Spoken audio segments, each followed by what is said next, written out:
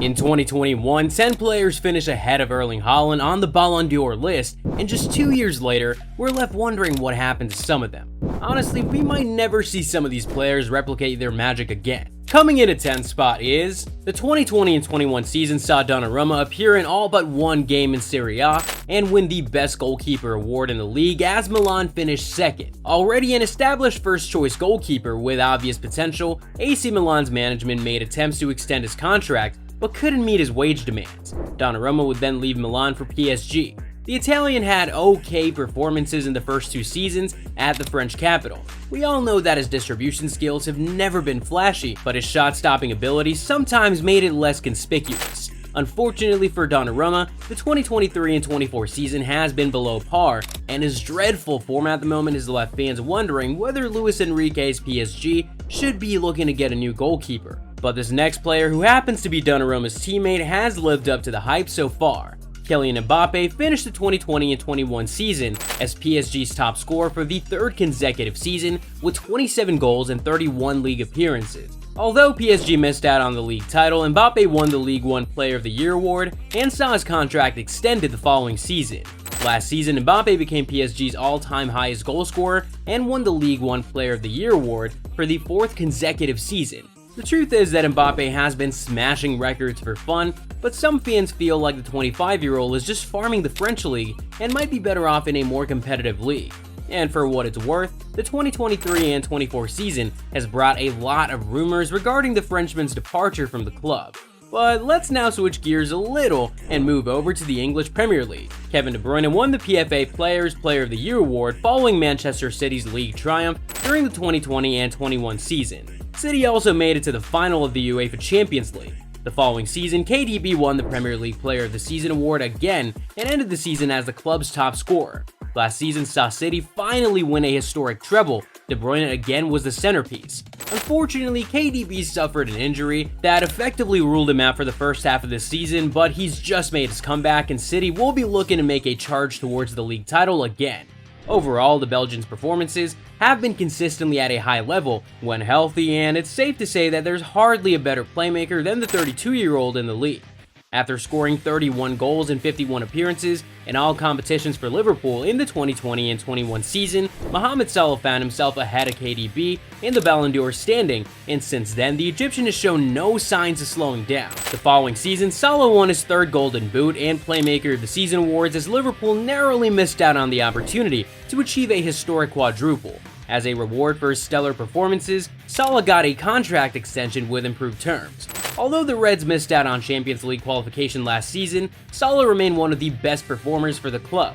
A couple months ago, Saudi Pro League club Al Ittihad sent an offer worth £150 million to sign Salah, but the deal was turned down by Liverpool on the same day. How would you have felt seeing Salah leave Anfield for Saudi? Well, a bigger player did that, and so far, it hasn't been the worst case scenario considering what he's doing at his age.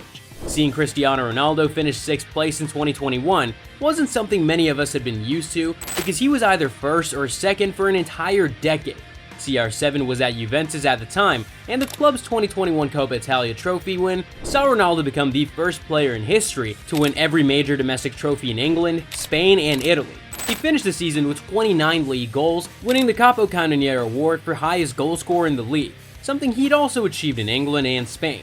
Ronaldo was eventually lured back to Manchester United, and although United did struggle and finish 6th place, Cristiano scored 24 goals in all competitions and was, in my opinion, the best player on the team, but things went south and he fell out with United manager Erik ten Hag. An infamous interview with Piers Morgan proved to be the final straw as the United legend saw his contract terminated by the club at the end of 2022.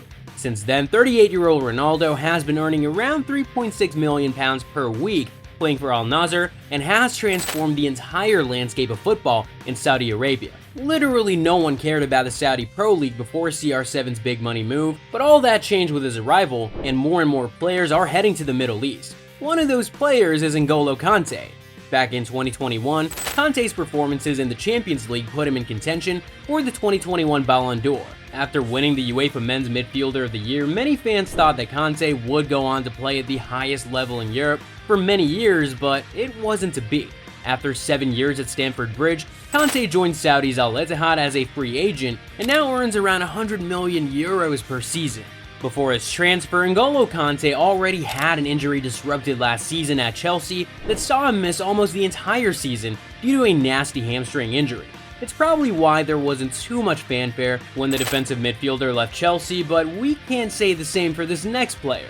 After scoring 30 goals for Real Madrid in the 2020 and 21 season, Benzema went Super Saiyan the following season, winning his first Pichichi trophy for the highest goal scorer in the league as Madrid clinched their 35th La Liga title. Benzema also finishes the top scorer in the Champions League, which Madrid also won in sensational fashion. Benzema scored 44 goals in 46 games that season and was the overwhelming favorite for the Ballon d'Or, which he ended up winning in October 2022. Last season, Benzema captained Real Madrid, overtook Raul to become Real Madrid's all-time second highest goal scorer, and won the Copa del Rey. In June 2023, Saudi club Al Ittihad announced the signing of Benzema on a free transfer. The 36-year-old Frenchman earns only a fraction less than Cristiano's hefty £173 million a year salary as the second highest paid player in the Saudi Pro League.